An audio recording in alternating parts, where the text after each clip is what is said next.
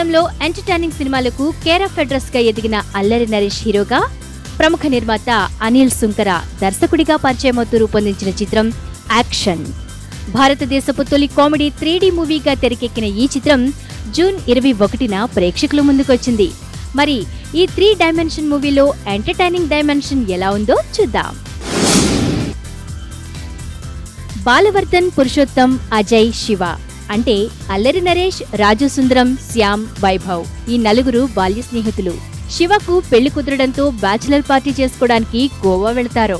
ఒక రాత్రి తాగిన మైకంలో వాళ్ళందరూ కలిసి చేసిన అల్లరి చేష్టలు వారి జీవితాన్ని ఏ విధంగా మలుపు తిప్పాయి, చివరికి వారు తమకు ఎదురైన పరిణామాల నుంచి ఏ విధంగా బయటపడ్డారో 3D ఎఫెక్ట్ లో చూడాల్సిందే.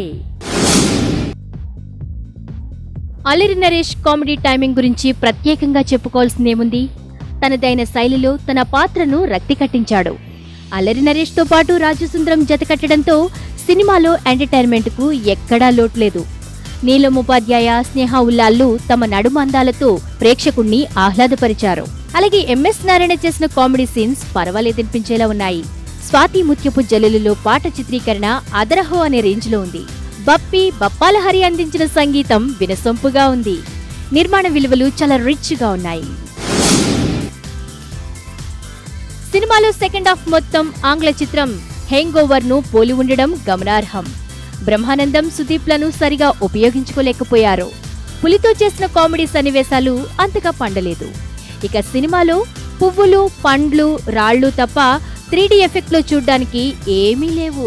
దర్శకుడు ఎంచుకున్న కథ, ఆ కథని నడిపించేందుకు అతడు ఎంచుకున్న కథనం రెండూ బాలేవు.